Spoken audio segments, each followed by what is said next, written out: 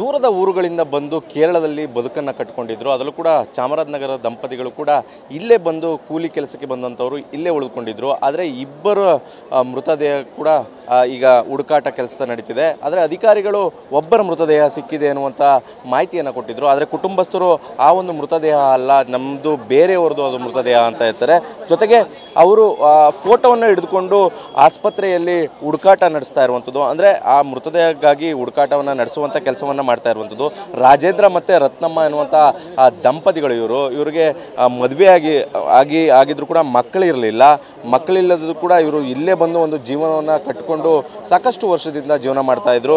ಈಗ ಅವರ ಕುಟುಂಬಸ್ಥರು ಬಂದಿದ್ದಾರೆ, ಅವರ ಮೃತದೇಹವನ್ನು ಹುಡುಕುವಂಥ ಕೆಲಸವನ್ನು ಕೂಡ ಮಾಡ್ತಾ ಇರುವಂಥದ್ದು. ಸರ್, ಒಂದು ಬಾಡಿ ಸಿಕ್ಕಿದೆ ಅಂತ ಹೇಳ್ತಾ ಇದ್ದಾರೆ ರಾಜೇಂದ್ರ ಅವರು, ಅಧಿಕಾರಿಗಳು ಮಾಹಿತಿ ಕೊಡ್ತಾ ಇದ್ರು. ಏನಾದ್ರು ಐಡೆಂಟಿಫಿಕೇಶನ್ ಆಯ್ತಾ ನಿಮಗೆ? ಐಡೆಂಟಿಫಿಕೇಶನ್ ಆಗಕ್ಕೆ ಅಂದರೆ ಇನ್ನೊಬ್ಬರು ಬಂದು ಅವರ ಮಗಳು ಬಂದು ನಮ್ಮ ತಂದೆಯದು ಇದು ಅಂತ ಹೇಳಿ ಅವ್ರದ್ದು ಯಾವುದೋ ಒಂದು ಗುರುತು, ಅಂದರೆ ಇಲ್ಲೆಲ್ಲೋ ಒಂದು ಕಪ್ಪು ಚುಕ್ಕಿ ಇತ್ತು, ಕಣ್ಣಲ್ಲಿ ಹತ್ರ ನೋಡಿದರೆ ರೆಪ್ಪೆಲೆಲ್ಲ ಚುಕ್ಕಿ ಇದ್ದಕ್ಕೆ ಅವಳಿಗೆ ನಾವು ಯಾರು ಗೊತ್ತಿರೋದು ಅವ್ರಿಗೆ ಗೊತ್ತಾಗುತ್ತೆ. ಅವಳ ಮಗಳಿಗೆ ಅವ್ರ ತಂದೆ ಕರೆಕ್ಟಾಗಿ ನೋಡಿರ್ತಾರಲ್ಲ, ಅದರಿಂದ ಅವರು ನೋಡ್ಕೊಂಡು ಕನ್ಫರ್ಮ್ ಮಾಡ್ಕೊಂಡು ನೈಟೇ ಅವರು ಅದನ್ನು ತಗೊಂಡೋಗಿ ದಫನ್ ಮಾಡಿಬಿಟ್ರು. ನಮ್ಮ ಭಾವರು ಇನ್ನೂ ಸಿಕ್ಕಿಲ್ಲ, ಕಾರಣ ಇನ್ನೂ ಬರೋಕ್ಕೆ ಬಾಡಿಗಳು ಇನ್ನೂ ಬೇಜಾನಿದೆ. ಅದಕ್ಕೆ ನೆನ್ನೆ 31 ಬಾಡಿ ಬಂದಿದೆ ಅಷ್ಟೇ. ಅಲ್ಲಿ 95 ಬಾಡಿ, ಇನ್ನೂ 60 ಬಾಡಿಗಳು ಬರಬೇಕು. 63 ಬಾಡಿಗಳು ಬರೋಕ್ಕಿದೆ. ಇವತ್ತು ಬರುತ್ತೆ ಇನ್ನೇನು ಸ್ವಲ್ಪ ಹೊತ್ತು. ಅದನ್ನು ಸ್ವಲ್ಪ ನೋಡಿ ಡೀಟೇಲ್ ನೋಡ್ಕೊಂಡು ಅದನ್ನು ಮಾಡಿ ಕನ್ಫರ್ಮ್ ಮಾಡ್ಕೋಬೇಕು. ಅಂದರೆ ಇವತ್ತು ಬರೋದ್ರಲ್ಲಿ ನೋಡೋಕ್ಕಾಗುತ್ತೆ ಅಂತ ನಮಗೆ ಹೇಳೋಕ್ಕಾಗಲ್ಲ. ಯಾಕಂದರೆ ನೆನ್ನೆ ನೈಟ್ ನೋಡೋಕ್ಕಾಗಲ್ಲ, ಅಷ್ಟು ಭಯಂಕರವಾಗಿತ್ತು, ಬೆಕೂರವಾಗಿತ್ತು ಮುಖಗಳೆಲ್ಲ. ಅಲ್ಲೆಲ್ಲ ಕಲ್ಲೆಲ್ಲ ಒಡೆದು ಆ ಥರ ಎಲ್ಲ ಆಗಿದೆ. ಸುಮಾರು ಒಂದು 20-22 ಕಿಲೋಮೀಟ್ರ್ ಉಂಟೋಗಿದೆ ಎಲ್ಲ ಬಾಡಿಗಳು. ಇಲ್ಲಿಂದ ಹರ್ಕೊಂಡು ಅಷ್ಟು ದೂರ ಹೋಗಿ ಈ ಪೋತುಕಲ್ಲು ಅನ್ನೋ ಜಾಗದ ನೆಲಮೂರು ಡಿಸ್ಟಿಕಲ್ಲಿ ಇರೋದು. ಅವ್ರು ಮಲಪುರ ಕಡೆಯಿಂದ ಹೋಗಿ ತಗೊಂಬಂದು ಇಲ್ಲಿ ಹೆಲ್ಪ್ ಮಾಡ್ತಾ ಇರೋದು. ಈ ಥರ ಹೆಲ್ಪ್ ಮಾಡ್ತಿದ್ದಕ್ಕೆ ಅವರು ಹಂಗಾರ ನೋಡೋಕೆ ಸಿಗ್ತಾ ಇದ್ದಾರೆ. ಇಲ್ಲಾಂದ್ರೆ ಒಬ್ಬರು ಸಿಗೋಕ್ಕೆ ಚಾನ್ಸ್ ಇಲ್ಲ, ಅಷ್ಟು ಜನ ಹುಡುಗಿರೋದು.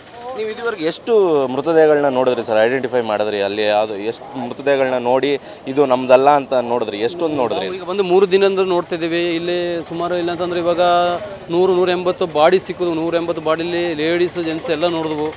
ಅಂದರೆ ನಮ್ಮ ಅಕ್ಕರದು ಯಾವ ಥರದಲ್ಲೂ ಗೊತ್ತಿರೋ ಬಾಡಿ ಯಾವುದು ಸಿಕ್ಕಲಿಲ್ಲ.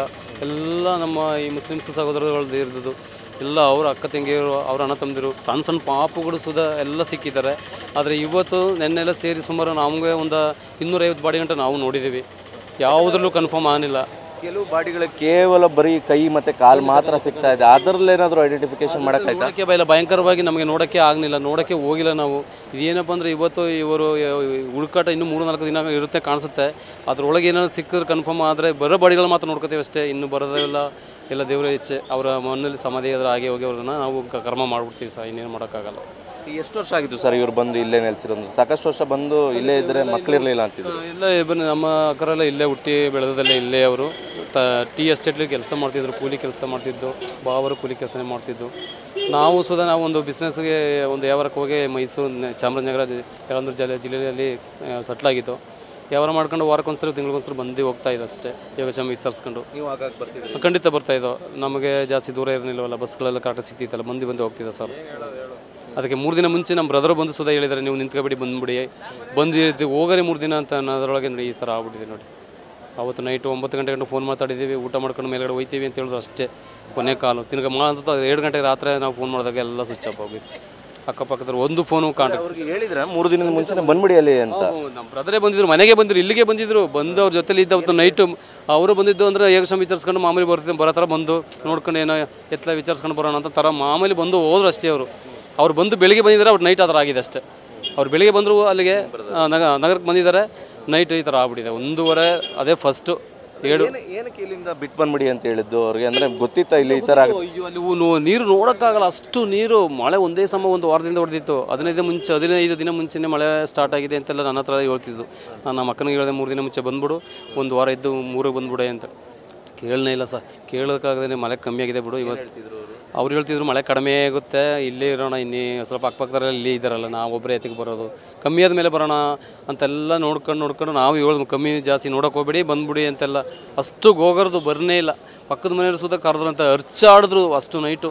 ಒಬ್ಬರು ಸುಧಾ ಅದಕ್ಕೆ ಟೆನ್ಷನೇ ತಗೊಳ್ಳೋದೇ ಕೆಡ್ಸ್ಕೊಂಡು ಎಲ್ಲ ಸೇರ್ಕೊಂಡು 4 ಮನೆ ಫ್ಯಾಮಿಲಿ ಒಂದೇ ರೂಮಲ್ಲಿ ಇದ್ದು 4 ಫ್ಯಾಮಿಲಿ 12 ಜನ ಇದ್ರು. ಅವರು 12 ಜನದಲ್ಲಿ 2 ಬಾಡಿ ಸಿಕ್ಕಿರೋದು, ಬಾಕಿಯೆಲ್ಲ ಹೋಗ್ಬಿಟ್ಟಿದ್ದಾರೆ. ಇಲ್ಲೇ ಕೂಲಿ ಮಾಡ್ಕೊಂಡು ಬಂದು ಇಲ್ಲಿ ಮನೆ ಕಟ್ಕೊಂಡಿದ್ರು. ಇಲ್ಲೇ ಬಂದು ನಮ್ಮ ತಾಯಿಯೆಲ್ಲ ಬರುವಾಗ 7 ವರ್ಷ ಇಲ್ಲಿಗೆ. ನಮ್ಮ ತಾಯಿಯಲ್ಲಿ ಇಲ್ಲೇ ಬಂದು ನಾವು ಎಲ್ಲ ಇಲ್ಲೇ ಹುಟ್ಟಿ ಬೆಳೆದದ್ದು. ನಮ್ಮ ತಾಯಿಯವರು ಇಲ್ಲೇ ಸೆಟ್ಲ್ ಆಗಿದ್ದು. ಅಂದರೆ ನಿಮ್ಮ ಅಣ್ಣನ ಮಾತು ಕೇಳಿದರೆ ನಿಮ್ಮ ಅಕ್ಕ ಮತ್ತು ಭಾವ ಇಬ್ಬರು ಉಳ್ಕೊಳ್ತಿದ್ರು. ಇರ್ತಾರಲ್ಲ, ನಾನು ಇವತ್ತು ಬರೆದೋಗಿದ್ರೆ ಆವತ್ತು ನೈಟ್ ನಾನು ಇರ್ತೀನಿಲ್ಲ ಅಂತೆಲ್ಲ ಅವನು ಇವಾಗಲೂ ನಮಗೆ ಕೇಳಿದ್ರೆ ಆಗುತ್ತೆ. ಭಯಂಕರವಾದ ಒಂದು ಘಟನೆ. ಖಂಡಿತ ಬಂದು ಶನಿವಾರ ಬಂದು ಭಾನುವಾರ ಅವರಿದ್ದು, ಸೋಮವಾರ ಬೆಳಿಗ್ಗೆ ಬಂದಿದ್ದಾರೆ, ನೈಟ್ ಈ ಥರ ಆಗಿದೆ. ಅಷ್ಟೇ ಎಲ್ಲ ಆಗಿರೋದು. ಮಂಗಳವಾರ ಬೆಳಿಗ್ಗೆ ಬರೋ ನೋಡೋ ಗಂಟೆ ಎಲ್ಲ ಫೋನ್ ಮಾಡಿದ್ರೆ ಹುಡುಗರು ಹೇಳಿದ್ರು ಒಂದೂ ಇಲ್ಲ, ಎಲ್ಲ ಉಂಟೋಗಿದೆ. ದೇವಸ್ಥಾನ ಯಾವ ಥರದಲ್ಲೂ ಇಲ್ಲ, ಸೇತುವೆನೇ ಇಲ್ಲ, ನಡ್ಕಾಡೋ ಬಸ್ಗಳ ಓಡಾಡೋ ಸೇತುವೆನೇ ಉಂಟೋಗಿದೆ, ಸ್ಕೂಲ್ಗಳಿಲ್ಲ, ಮನೆಗಳೆಲ್ಲ ಉಂಟೋಗಿದೆ ಅಂತ. ಸುಮಾರು ಇಲ್ಲ ಅಂದ್ರೆ ಒಂದು 500 ಮನೆಗಳು ಉಂಟೋಗಿದೆ ಸರ್. ಇರೋದು ಬರೀ 30 ಮನೆ, 530 ಮನೇಲಿ ಒಂದು ಊರೇ ಇಲ್ಲ. ಇಲ್ಲಿ ಮುಂಡಕಾಯಿ ಅನ್ನೋ ಒಂದು ಊರಿತ್ತು, ಆ ಊರೇ ಇಲ್ದಾಗ ಹೋಯ್ತು. ಆ ಥರ ಆಗಿ ಇವಾಗ ಪರಿಸ್ಥಿತಿ ನೋಡಿ ಜನಗಳೆಲ್ಲ ಬಂದು ಸೆಟ್ಲ್ ಆಗಿದ್ದಾರೆ. ಇವಿಷ್ಟು ರತ್ನಮ್ಮ ಅವರ ಸಹೋದರರ ಮಾತುಗಳಾಗಿರೋದು. ಅಂದರೆ ನನ್ನ ಅಣ್ಣ ಅವ್ರಿಗೆ ರತ್ನಮ್ಮ ಅವ್ರಿಗೆ ಹೇಳಿದರು, ಇಲ್ಲಿ ಆ ಸ್ಥಳದಲ್ಲಿ ಇರೋದು ಬೇಡ, ಬೇರೆ ಕಡೆಗೆ ಬಂದ್ಬಿಡಿ ಅಥವಾ ಊರಿಗೆ ಬಂದ್ಬಿಡಿ ಅನ್ನುವಂಥ ನಿಟ್ಟಿನಲ್ಲಿ ಮಾಹಿತಿಯನ್ನು ಕೊಟ್ಟಿದ್ದರು. ಆದರೆ ಬಂದಿದ್ದರೆ ಜೀವ ಉಳ್ಕೊಳ್ತಿತ್ತು. ಆದರೆ ಈ ರೀತಿಯಾದಂಥ ದುರಂತದಲ್ಲಿ ಸಾವನ್ನಪ್ಪಿದ್ದಾರೆ ಎನ್ನುವಂಥ ಮಾಹಿತಿಯನ್ನು ಕೊಡ್ತಾ ಇರುವಂಥದ್ದು. ಕ್ಯಾಮ್ರಾ ಪರ್ಸನ್ ಪ್ರಮೋದ್ ಜೊತೆ ದಿಲೀಪ್ ಚೌಡಳ್ಳಿ, TV9 ಕೇರಳ.